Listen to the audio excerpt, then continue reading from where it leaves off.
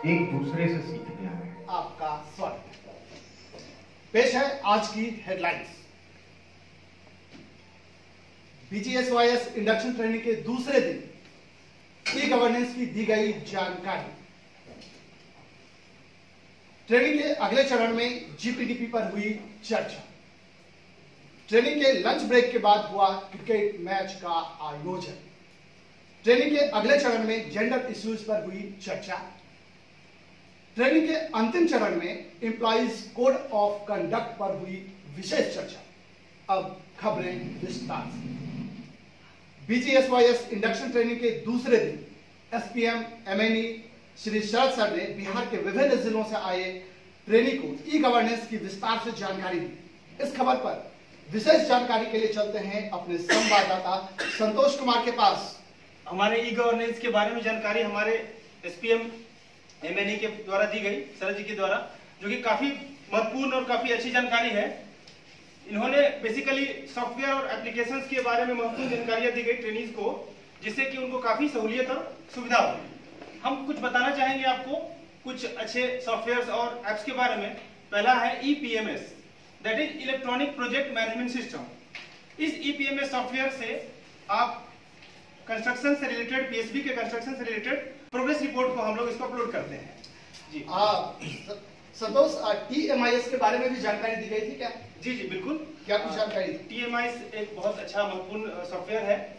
इसका मतलब है ट्रेनिंग मैनेजमेंट इंफॉर्मेशन सिस्टम। यह एक मैनेजमेंट ट्रेनिंग ऐप है, जिससे के थ्रू किसी भी एम्प्लॉइज का ट्रेनिंग हम लोग उसमें शेड्यूल को बनाते हैं। उससे हम जैसे कि अगर हम जानकारी के अनुसार से जैसे कि 345 मुखिया और सचिव जी का ट्रेनिंग हुआ, इसके बारे में इसमें जानकारी मिल जाएगी। इसमें क्या शेड्यूल है, कैसे उनका ट्रेनिंग हुई, क्या उनका फीडबैक आया, इसके बारे में बहुत विस्तृत जानकारी। बिल्कुल संतोष जी, इसमें जनप्रतिनिधियों की ट्रेनिंग की जानकारियां भी प्राप्त हो जाती हैं और साथ ही स्टाफ की ट्रेनिंग की जानकारियां भी मिल जाती हैं। बहुत बढ़िया।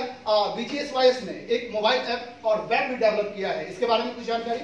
जी हाँ, ये मोबाइल ऐप एंड वेब जो डेवलप किया गया है, ये बेसिकली मोबाइल पर भी हम लोग एक्सेस कर सकते हैं। इसमें हम लोग पीआरआई मेंबर के कॉन्टेक्ट्स के बारे में जानकारी प्राप्त कर सकते हैं, जैसे जिला परिषद, जी जिला परिषद, डीपीआरओ, बीपीआरओ और जितने पीआरआई मेंबर्स हैं उनके कॉन्टेक्ट हम लोग ये प्राप्त कर सकते हैं।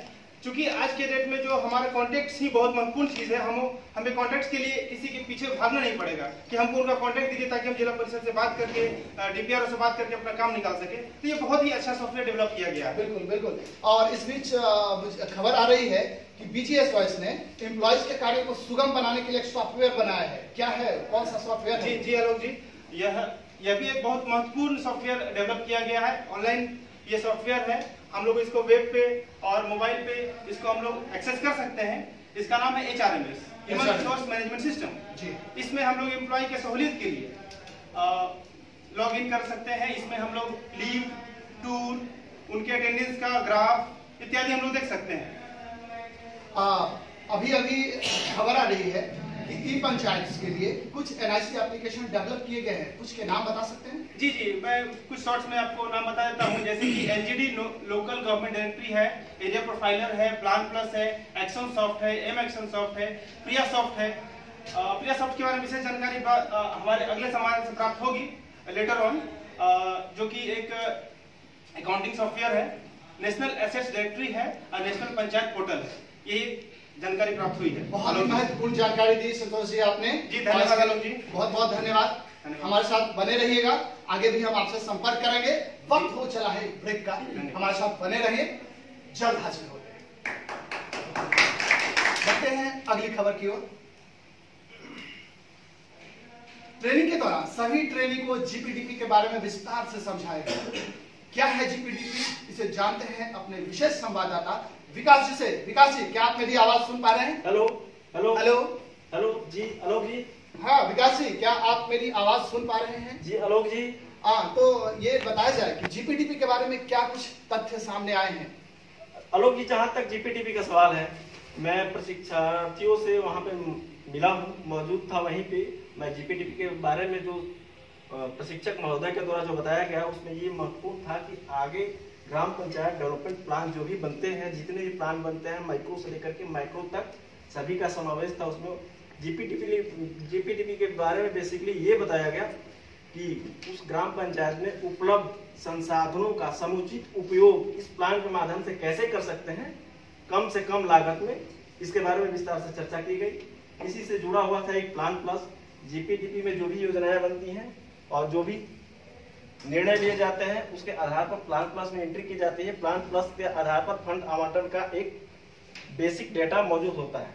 जी प्लान प्लस के बारे में भी आपने बताया और एक जीपीएमएस के बारे में भी खबर आ रही थी, क्या है ये जीपीएमएस और क्या जानकारी है इस बारे में? जी आलोक जी, सही कहा आपने। वहां पर मौजूद प्रशिक्षार्थियों और मुझे भी बहुत ये रोचक लगा। जीपीएमएस के द्वारा बारे में ये बताया गया कि यह एक अति महत्वपूर्ण सॉफ्टवेयर है। इसके माध्यम से विदाउट नेटवर्क के भी ऑटो सिंक्रोनाइज, अगर नेटवर्क आता है तो ऑटो सिंक्रोनाइज डाटा को, फिनेंशियल डाटा उसमें फिट किया जा सकता है, कलेक्ट किया जा सकता है। इसमें सबसे अच्छी बात है कि आप दो ही पक्षों पर विशेष ध्यान दिया जाता है, डेबिट और क्रेडिट। इसमें डेबिट और क्रेडिट, इसके लिए आपको अलग से सिर्फ डेबिट और क्रेडिट अगर एंट्री करते जाते हैं तो लेजर बनाने के लिए अलग से कोई जरूरत नहीं पड़ती है। और यह लेजर आप त्रैमासिक, मासिक, छमाही और वार्षिक या वीकली भी आप एक्सेस कर सकते हैं कि किस अकाउंट हेड में कितने रुपए का खर्च हुआ और कितने रुपए का प्राप्ति हुई।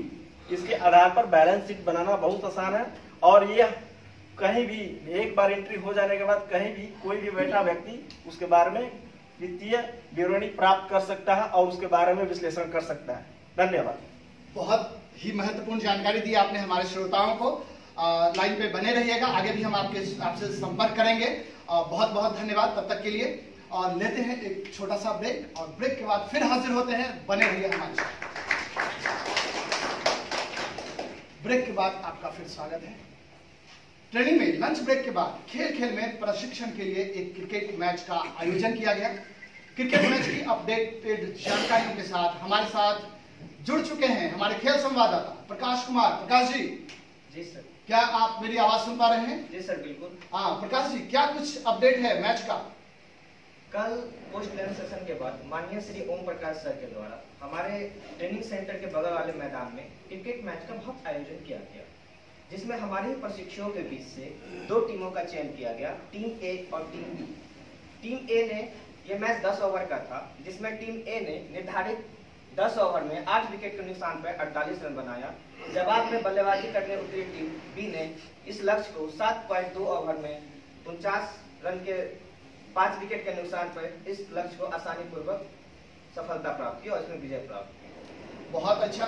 और प्रकाश जी, एक सवाल है, इस मैच का जो उद्देश्य था कि खेल खेल में कुछ समझाना, क्या कुछ उद्देश्य था, इससे क्या समझाइए? इस खेल भावना का ये उद्देश्य नहीं था, इसमें ये सभी लोग को सभी को मौका दिया गया, कोई ऐसा नहीं था।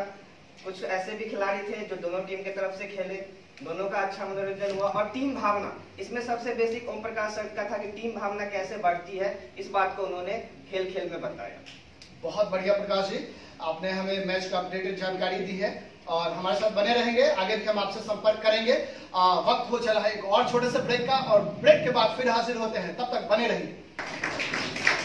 ब्रेक के बाद आपका फिर से स्वागत है। ट्रेनिंग के दौरान प्रशिक्षक श्री ओम प्रकाश सर ने जेंडर इश्यूज को बहुत ही बेहतरीन तरीके से समझाया। ट्रेनिंग के इस सेशन के दौरान मौजूद थे हमारे संवाददाता मनोज कुमार। जानते हैं मनोज कुमार से कि क्या कुछ हुआ इस सेशन में ट्रेनिंग के दौरान। मनोज जी, क्या हमारी आवाज सुन पा रहे हैं?